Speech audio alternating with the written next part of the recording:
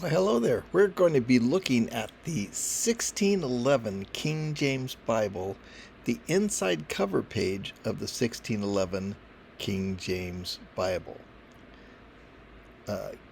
King James felt that the 1599 Geneva Bible, which is what they had before this,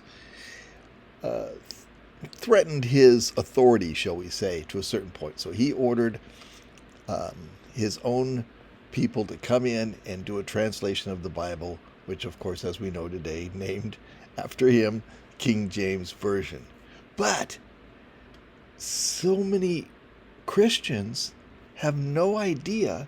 You ask them, I would ask them on my past ministers, I would say, well,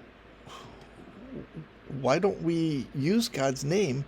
This is after I came to the realization that every place it said the Lord, all caps, in the Old Testament of that King James Bible or New King James Bible, what I used at that time, you mean that was actually this thing called the Tetragrammaton, as I came to know it later, meaning the four letters, the YHVH. And why did we change that, white out his name, and put the Lord in its place? Oh, the answer comes back, oh, well, that's because we've lost the pronunciation of it. We don't really know how it's pronounced anymore. So the Jews don't say it, so we don't know what that pronunciation is anymore. So, and as I've looked into that and researched it, it's like, what are you talking about? The very Bible that you stand up there and use every Sabbath, happened to be going to a Sabbath-keeping church that told me this response from one of the ministers, several of the ministers, most all of the ministers. If you start talking about bringing up God's actual name, they think, oh, you're part of one of those sacred names groups. It's like, no, I'm just part of searching for reality and truth. But anyway, they say, oh, well, we can't know it. We don't know how it's pronounced. So wait a minute. The very Bible that you use and preach from every Sabbath, if you look inside the cover page of your Bible, go back to the original King James of 1611, guess what? Look what's at the top of it. A beautiful picture of God's name with the vowel pointers. Very publicly known in the 1611 King James Bible. And by the way, inside the pages of that King James Bible, we're going to look and see that we can find it in there too.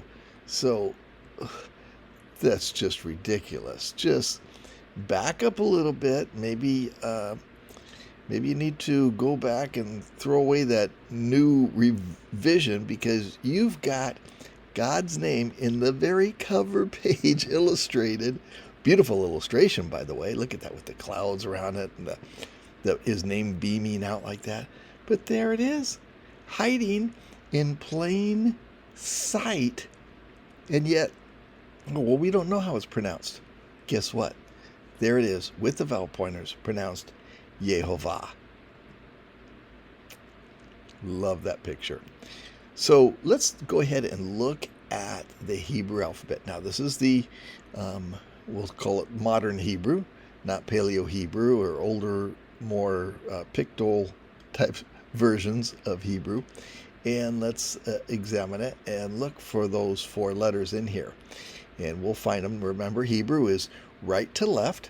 So here's a little picture there that shows us the Y, which is the Yod.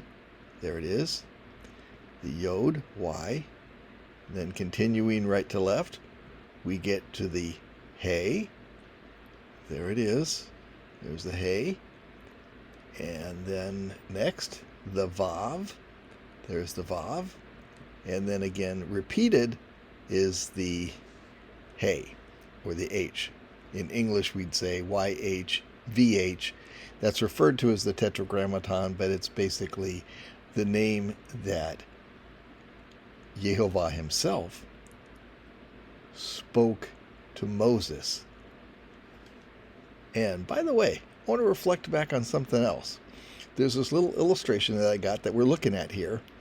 And when we look at it, one of the beautiful things about the Hebrew language and alphabet is that there's pictograms associated with every letter.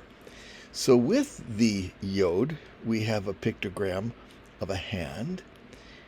With the Hey, we have a pictogram of like the man holding up, saying like, "Behold!" But look at the picture. Behold. That's what that pictogram looks like. Behold. Next, the Vav is a nail or a peg. A nail or a peg. Okay, I'm still with us here. And then behold again, the Hey. Hand. Behold. Nail. Behold. What does that bring to mind?